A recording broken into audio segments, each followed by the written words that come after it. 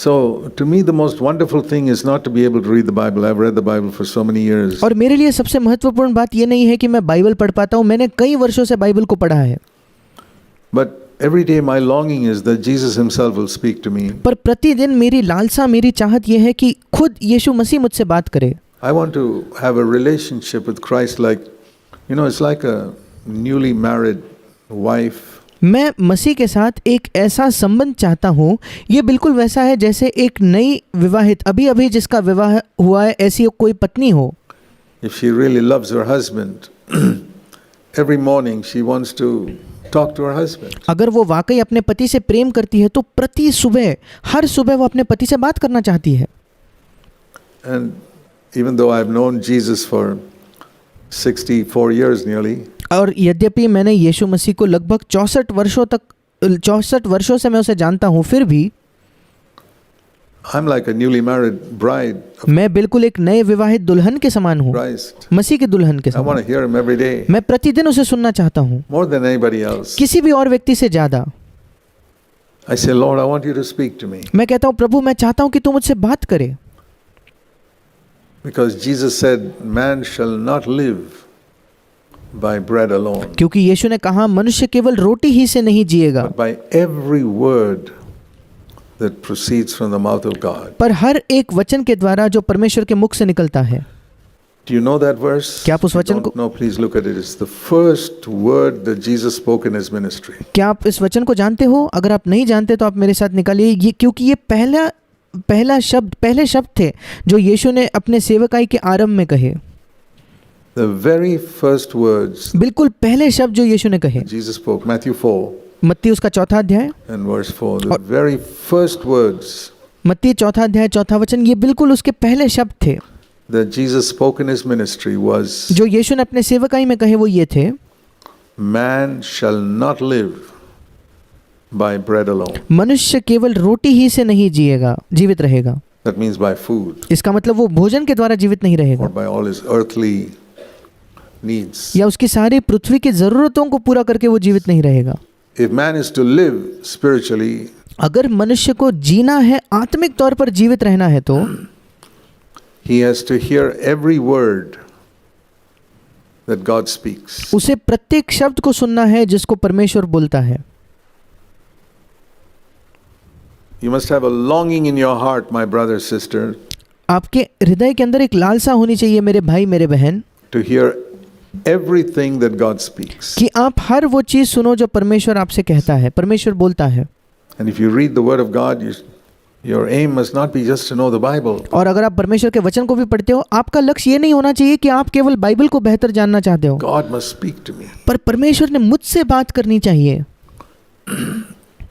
And he must lead me to Christ, and I must और उसने मुझे मसीह की ओर ले जाना have चाहिए। a personal relationship with Jesus where I can speak to him और मेरा यीशु के साथ एक व्यक्तिगत संबंध, व्यक्तिगत नाता होना चाहिए जहाँ मैं उससे बात करता हूँ and spiritually, inwardly I see him और आत्मिक तौर पर, अंदरूनी तौर पर मैं उसे देख पाता हूँ every day. प्रतिदिन।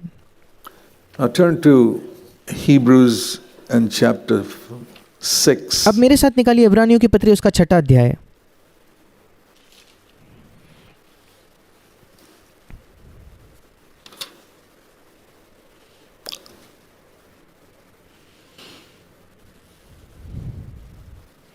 Here it speaks of a hope that we have. Hope यहाँ एक आशा के बारे में लिखा है जो हमारी आशा है। is something that relates to the future. आशा कुछ ऐसा है जिसका संबंध भविष्य से है।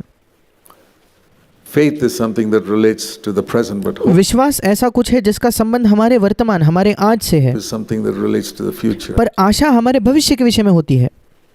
And in Hebrews 6:19 it और इब्रानियों 6:19 में says ऐसा लिखा है, we have a hope as an anchor of the soul. हमारे पास एक आशा है जो हमारे प्राण के लिए एक लंगर है।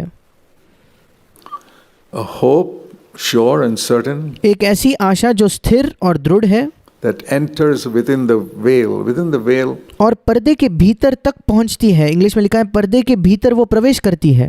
is a picture of the Old Testament temple which और पर्दे के भीतर इसका तात्पर्य है पुराने नियम के मंदिर से, the veil, and God was on the other side. The जहाँ एक पर्दा होता था और परमेश्वर उस पर्दे के दूसरी ओर होता था, presence of God was on the other side. और परमेश्वर की उपस्थिति उस पर्दे के पीछे होती थी। So when it says a hope that enters within the veil, और इसलिए जब यहाँ लिखा है कि एक आशा जो पर्दे के भीतर तक पहुँचती है, it means that I have a hope that enters into the very presence of God, उसका मतलब है कि मेरे पास एक ऐसी आशा है जो बिल्कुल परमेश्वर की उपस्थिति तक पहुँचती है। and Jesus has entered there, verse 20, as a forerunner. और यीशु ने उस परमेश्वर की उपस्थिति में या उस पर्दे के पीछे प्रवेश किया है एक अगुए के रूप में, या इंग्लिश में जो शब्द का इस्तेमाल किया गया है, एक अग्रदूत के रूप में उसने प्रवेश किया है। Now there are many titles of Jesus that people know, अब यीशु के कई शीर्षक हैं जिनको लोग जानते हैं, and I know from my earliest Christian life I've heard people tell me Jesus is the good shepherd. और मैं जानता हूं कि मेरे मसीही जीवन के बिल्कुल आरंभ से मैंने ये सुना था कि लोगों ने मुझे बताया था कि यीशु मसीह एक अच्छा चरवाहा है, He's the way, the truth and the life, वो मार्ग, सत्य और जीवन है, and He's the resurrection and the life, and वो पुनरुत्थान और जीवन है। many titles of Christ like that. और मसीह के ऐसे कई शीर्षक मैं जानता था, But there's one title of Christ for years and years in my Christian life, I never heard anyone preach on it. पर यीशु का एक शीर्षक था, एक मसीह का शीर्षक था जिसके लिए वर्षों तक मैंने कभी किसी से उस विषय में प्रचार नहीं सुना, And that was Jesus is our forerunner. और वो ये था कि यीशु मसीह हमारा अग्रगामी, हमारा अग्रदूत है। I've not read an article on that. मैंने उसके विषय में कोई लेख नहीं पढ़ा है, And most Christians do not know that title of Christ as a forerunner. अधिकतर मसीही उस शीर्षक को नहीं जानते कि वो यीशु का शीर्षक है कि यीशु हमारा अग्रदूत है। Because here, when you think of him as a shepherd, you think of him caring for us. क्योंकि जब आप सोचते हो कि यीशु मसीह हमारा चरवाहा है, आप सोचते हो कि वो हमारी देखभाल करता है, The way, the truth and the life, he's giving us something. But मार्ग, सत्य और जीवन, इसका मतलब यीशु हमें कुछ दे रहा है। when it comes to forerunner, पर जब बात आती है कि वो हमारा अग्रदूत है, there he's shown as an example for us to follow. वहाँ हमें वो एक उदाहरण के तौर पर दिखाया गया है जिस उदाहरण का हमें अनुसरण करना है। Someone who's running a race in front of us कोई व्यक्ति जो हमारे आगे एक दौड़ को दौड़ रहा है and telling us to run behind him. और हमसे कहता है कि हमें उसके पीछे दौड़ना है। It's a very, very important title. ये एक बहुत ही महत्वपूर्ण ऐसा शीर्षक है। You know, in the Old Testament tabernacle, there were 3 parts. क्या आप जानते हो पुराने नियम का जो निवास स्थान था, जो निवास मंडप था, उसके 3 हिस्से थे। One was the outer court, पहला था बाहरी आंगन, and then in the middle there was a tent, और उसके बीच में एक तंबू था, and the tent had 2 parts. और उस तंबू के 2 हिस्से थे, The holy place and most holy place. पवित्र स्थान और परम पवित्र स्थान। There were 3 parts in the tabernacle. और इस प्रकार उस निवास मंडप के 3 हिस्से थे, Outer court, holy place, most holy place. बाहरी आंगन, पवित्र स्थान, परम पवित्र स्थान। Entering the outer court is to know Jesus as Savior from judgment. उस बाहरी आंगन में प्रवेश करने का मतलब है कि हम यीशु को इस प्रकार से जानते हैं कि उसने हमारा न्याय से उद्धार किया है, हमें न्याय से बचाया है, From the judgment against sin. पाप के विरुद्ध जो परमेश्वर का न्याय है उससे हमें उसने बचाया है। We know him as our Savior. हम जानते हैं कि वो हमारा उद्धार करने वाला है। Then the next step, you go into the tent उसका अगला कदम यह है जब आप उस तंबू के भीतर जाते हो where the lamp is burning and the जहाँ एक दिया है जो जलते रहता है oil is put in the lamp. It's a और उस दिए के अंदर तेल को बार बार डाला जाता picture है। of Jesus who baptizes us in the Holy Spirit. वो एक चित्र है यीशु मसीह का जो हमें पवित्र आत्मा का बपतिस्मा देता है। So we first know Jesus is our Savior. और सबसे पहले हम यीशु को अपने उद्धारकर्ता के तौर पर जानते हैं। Our sins are forgiven. हमारे पाप क्षमा हुए हैं, Savior from judgment हमारा न्याय से वो हमारा उद्धार करता है and from hell. और नरक से हमें उद्धार देता है। And then secondly, we know him as the one who baptizes us, immerses us in the Holy Spirit. दूसरी चीज़ जो हम जानते हैं उसके विषय में कि वो यीशु मसीह वो है जो हमें पवित्र आत्मा का बपतिस्मा देता है या पवित्र आत्मा में हमें वो डुबाता है। But then there's a third stage, पर उसके आगे एक तीसरा स्तर है, and that is the immediate presence of God, वो है खुद परमेश्वर की उपस्थिति, where He is our forerunner. जहाँ यीशु मसीह हमारा अग्रगामी, हमारा अग्रदूत है। So I need to know Jesus as Savior, और इसलिए मेरी आवश्यकता है कि मैं यीशु को अपने उद्धारकर्ता के तौर पर जानूं, Baptizer, अपने बपतिस्मा देने वाले के तौर पर जानूं, Forerunner. और तीसरा मेरा अगुआ, मेरे अग्रदूत के तौर पर मैं उसे जानूं। These are three stages in our Christian life. ये हमारे मसीह जीवन के 3 पड़ाव या 3 अलग अलग स्तर है। Initially, you come to Him and say, Lord, save me from the judgment I deserve because of my sin. सबसे पहले आप उसके पास आकर कहते हो कि प्रभु मुझे उस न्याय से तू बचा जिस न्याय के मैं हकदार हूँ, मेरे पाप के वजह से मैं उस न्याय के योग्य हूँ, उससे तू मुझे बचा।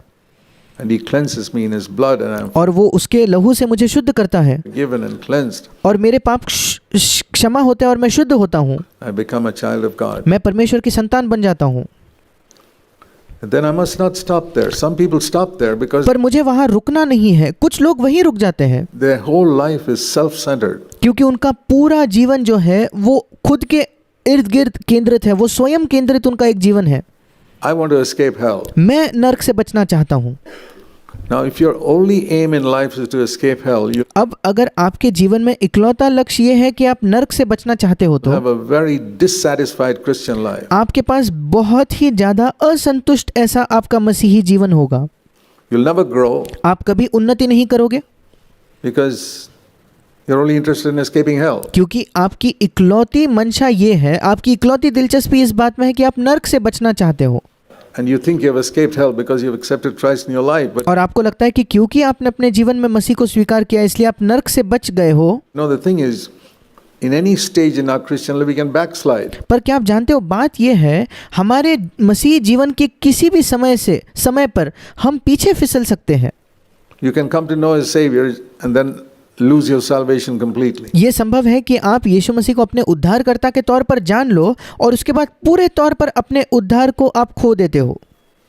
So the only way to prevent backsliding is by progressing. और पीछे फिसलने से बचने का इकलौता जरिया ये है कि हम उन्नति करें, हम आगे बढ़े। So I know Jesus is Savior, और इसलिए पहला है तो मैं यीशु को अपने उद्धारकर्ता के तौर पर जानता हूँ। and then as you progress in your Christian life, you discover that you're constantly defeated. और विशेषकर जब आप अपने मसीही जीवन में आगे उन्नति करते हो, आप ये पाते हो कि आप निरंतर हारा हुआ जीवन जी रहे हो।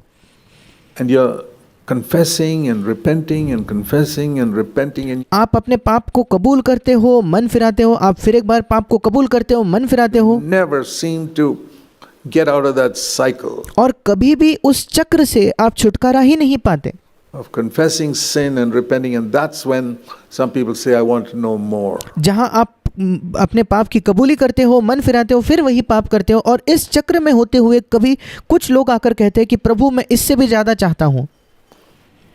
Then you begin to seek God and Jesus fills you with the Holy Spirit. फिर आप परमेश्वर को खोजने लगते हो और यीशु मसीह आपको अपने पवित्र आत्मा से भरता है।